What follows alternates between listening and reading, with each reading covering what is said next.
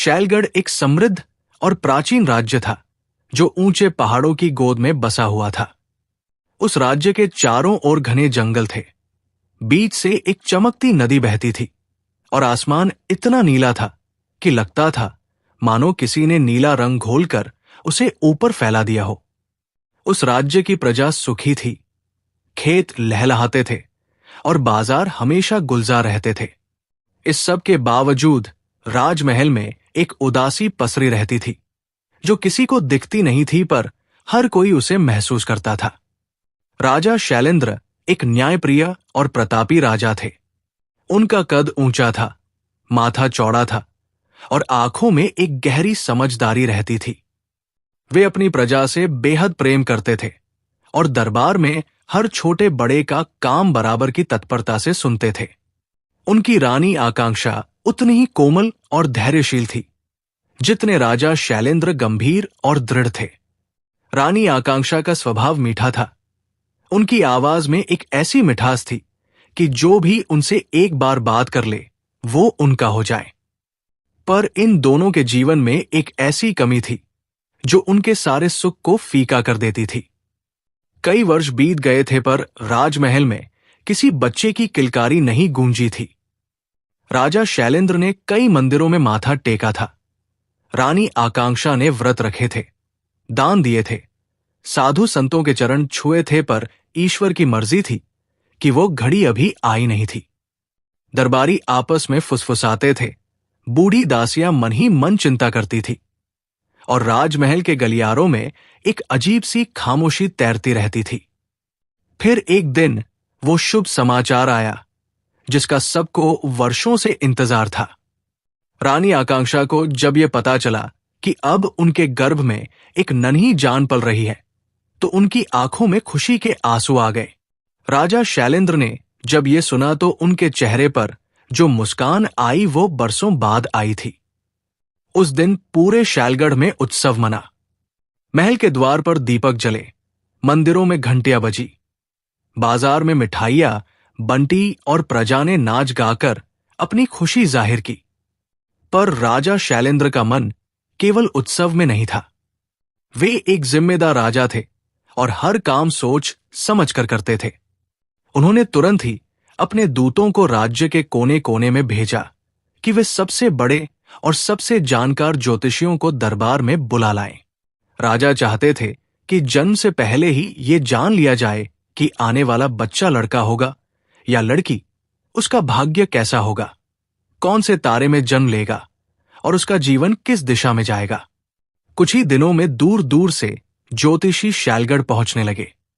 कोई पहाड़ों से आया था, कोई नदी के किनारे बसे गांव से, कोई किसी पुराने आश्रम से।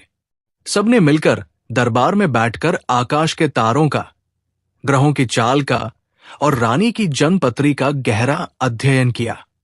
घड़ियों तक वे आपस में बातें करते रहे, गणनाएं करते रहे, पोथियां पलटते रहे।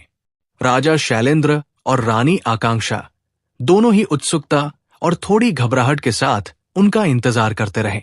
आखिरकार सबसे बड़े ज्योतिषी ने उठकर राजा को प्रणाम किया और बोले, महाराज, ये बच्चा एक कन्या होगी। वो रूप में अद्वितीय होगी, बुद्धि में तीव्र होगी और स्वभाव में निर्मल होगी। पर महाराज, सितारे एक ऐसी बात कह रहे हैं जिसे सुनकर आपका मन विचलित हो सकता है। राजा ने गंभीर होकर कहा, कहो पंडित जी, सच चाहे जितना कड़वा हो, मुझे सुनना है।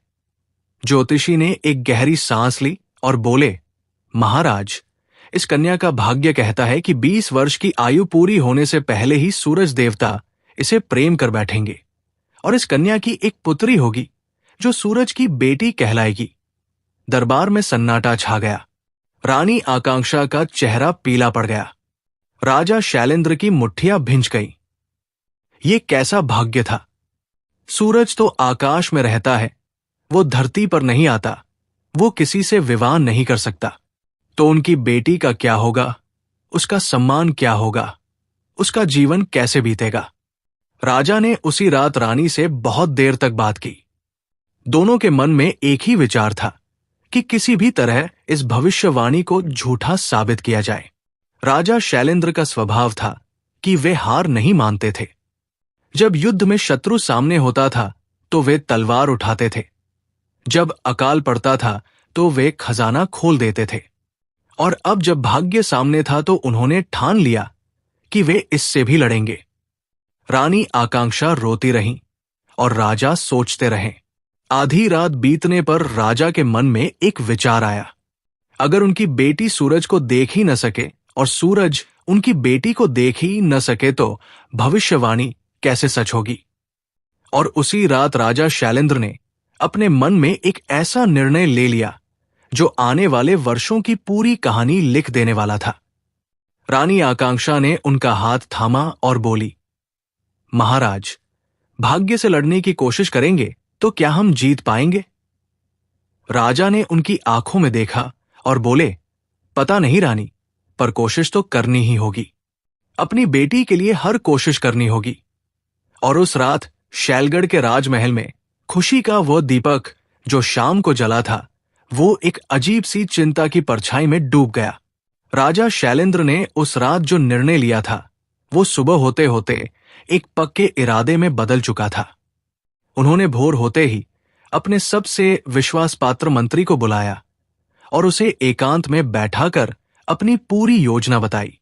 मंत्री ने पहले तो आंखें फाड़कर सुना, फिर थोड़ी देर चुप रहा और बोला, महाराज, ये काम असाधारण है पर आपकी आज्ञा शिरोधार्य है।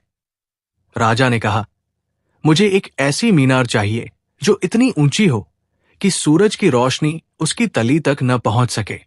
उसकी दीवारें इतनी मोटी हो कि बाहर की कोई भी किरण अंदर न घुस सके। उसमें केवल एक कमरा हो, एक दरवाजा हो जो भीतर से बंद हो, और ऊपर एक छोटी सी खिड़की हो जो इतनी ऊंचाई पर हो कि उस तक पहुंचना लगभग नामुमकिन हो।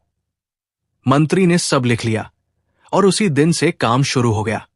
राज्य के सबसे कुशल कारीगर बुलाए गए, पत्थर पहाड़ों से काटे गए, चूना नदी किनारे से लाया गया और लकड़ी जंगलों से मंगवाई गई। सैकड़ों मजदूरों ने दिन रात एक करके काम शुरू किया। राजा खुद हर रोज उस निर्माण स्थल पर जाते और हर ईंट, हर पत्थर को ध्यान से देखते। रानी आकांक्षा कभी कभी दूर से उस उठती हुई मीनार को देखती और उनका दिल भारी हो जाता। वे जानती थी कि ये मीनार उनकी बेटी की रक्षा के लिए बन रही है, पर उनका मन ये भी जानता था कि एक मां अपनी बेटी को पत्थरों की दीवारों में कैद करने के लिए नहीं जन्म देती। पर वे कुछ नहीं बोली, क्योंकि एक राजा की रानी होने का अर्थ यही था कि कभी कभी अपने दिल की बात को मन के भीतर ही दफना दो। महीनों की मेहनत के बाद वो मीनार तैयार हुई। वो इतनी ऊंची थी कि उसकी चोटी बादलों में घुस जाती थी।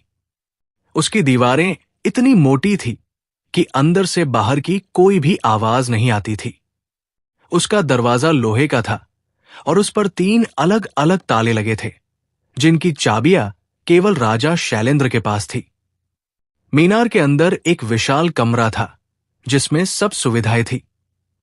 मखमली बिछौने थे, रंगीन कालीन थे, खाने पीने का पूरा इंतजाम था और दीवारों पर सुंदर चित्र बने थे ताकि अंदर रहने वाली को बाहर की दुनिया की याद बहुत ज्यादा न सताए। ऊपर एक छोटी सी खिड़की थी जो इतनी ऊंचाई पर थी कि सामान्य रूप से उस तक पहुंचना संभव नहीं था। राजा ने जब पहली बार उस मीनार के अंदर कदम रखा और चारों तरफ देखा तो उनके मन में एक अजीब सी तसल्ली आई। उन्हें लगा कि उन्होंने भाग्य को चुनौती दे दी है। पर उसी पल उनके मन के किसी कोने में एक हल्की सी टीस भी उठी जो उन्होंने तुरंत दबा दी। जब गुलाबों का जन्म हुआ तो पूरे राजमहल में एक पल के लिए खुशी की लहर दौड़ी। वो बच्ची बेहद सुंदर थी। उसके होंठ गुलाब की पंखुड़ियों जैसे थे, आंखें बड़ी और चमकदार थी और उसकी हंसी ऐसी थी जैसे घंटियां बज रही हों। रानी आकांक्षा ने जब पहली बार उसे अपनी गोद में लिया तो उनकी आंखें भर आई। वे उस नन्ही जान को अपने सीने से लगाकर बहुत देर तक बैठी रही। पर राजा शैलेंद्र ने उसी दिन तय कर लिया था कि गुलाबों को जल्द से जल्द उस मीनार में भेजना होगा। उन्होंने राजमहल की एक विश्वास पात्र आया को बुलाया जिसका नाम सुमित्रा था। सुमित्रा एक अधेड़ उम्र की समझदार और ममतालु स्त्री थी जिसने राजमहल में बरसों सेवा की थी। राजा ने उससे कहा, सुमित्रा, मेरी